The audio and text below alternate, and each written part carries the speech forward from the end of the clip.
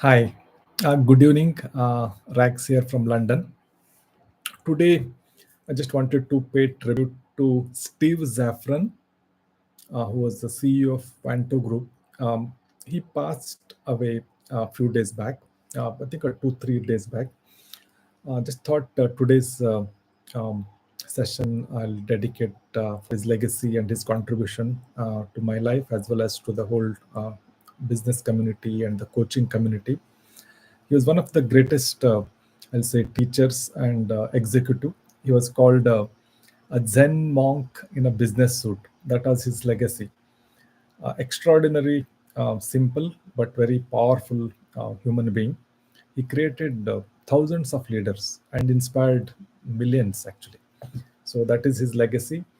And I had a fortune of attending like a 7 day workshop, a leadership workshop led by Steve Zafron, Werner Erhard, and Gary Gagner.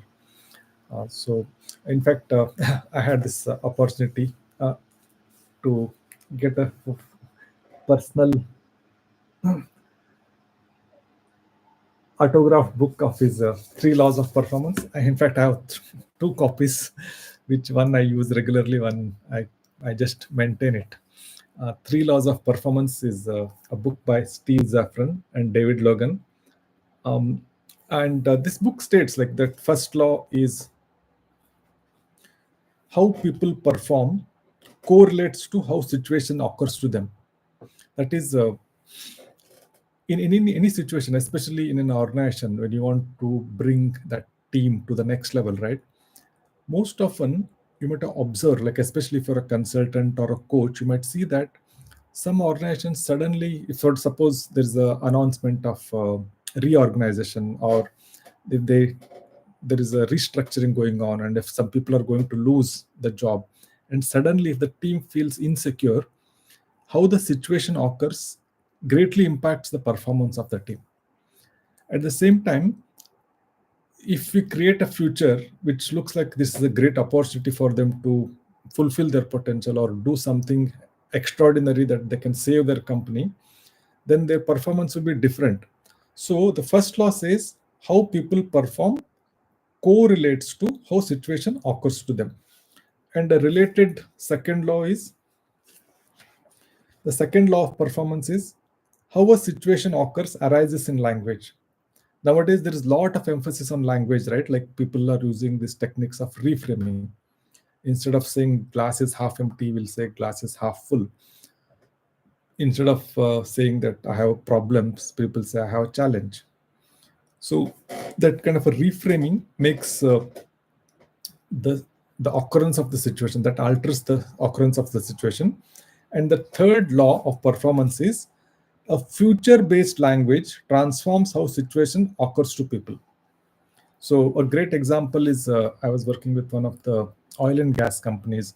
So they did a reinvention, and the whole new feature was created.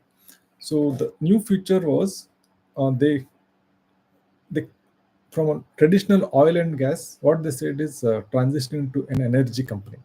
Suddenly, when you say energy, it can open up a lot of other avenues, right? Like maybe it can be solar or wind and a lot of other sustainable energy also.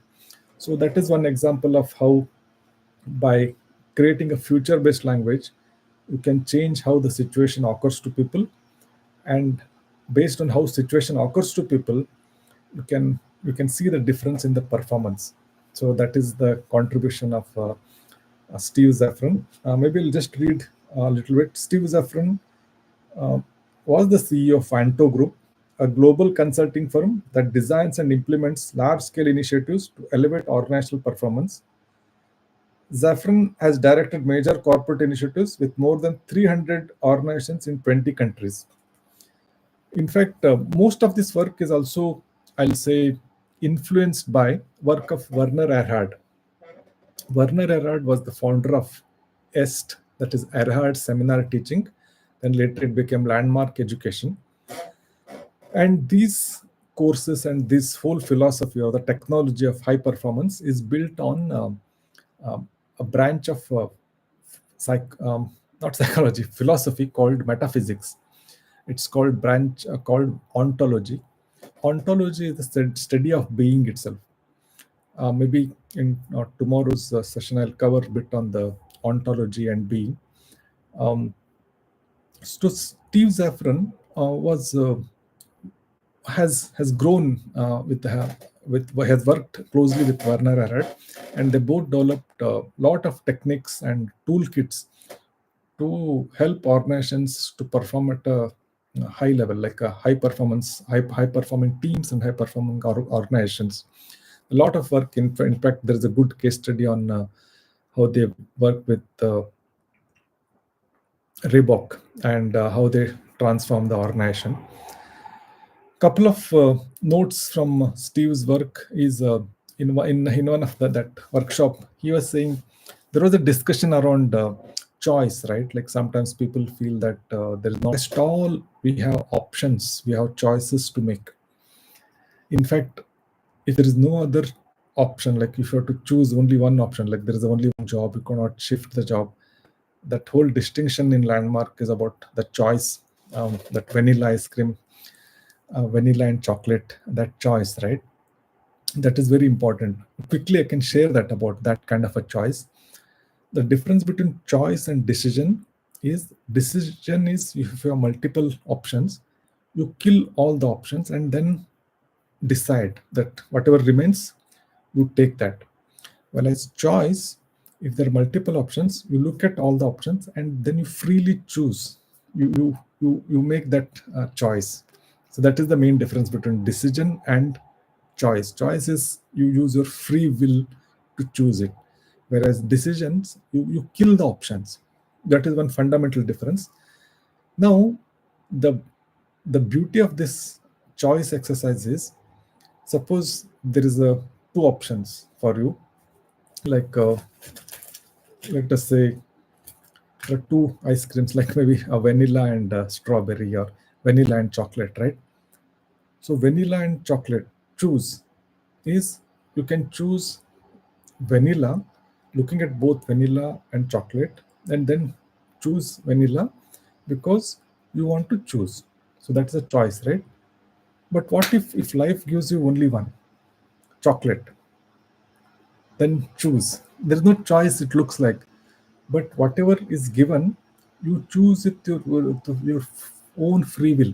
Like you choose it, like you accept that, take it, whatever is given to you.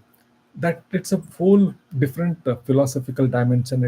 It opens up a lot of freedom within you. Like if you start accepting, choosing what you have, then there is a whole abundance of freedom available.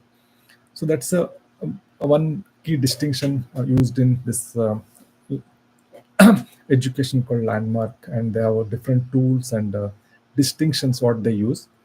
And Steve was one of the uh, in the forefront of designing, developing, and teaching these techniques to some of the leaders so that they can go and teach to others. I was fortunate to attend his sessions in person in Panchgani, near Pune, almost like in 2010, almost like 14 years. But still, it looks like it was yesterday. His presence and his grace it still resonates with me. Um, Wishing his family and friends the strength to bear his loss, his departure. But I don't think maybe he's left his body, but his legacy continues in all of us. I wish him, hope his soul rest in peace. But he lives in all of our hearts and memories. People say, right, we die twice. One is when we leave our body. The second is when the last person remembers that person's name. Like his name is uttered last. But I'm sure Steve's legacy and people will remember him for many more decades and centuries to come. So with that, I'll close this today's call. Once again, thanks for Steve Zafron's life and the contribution he had made for all of us, and extraordinary human being, compassionate leader. Wish everyone well. Thank you.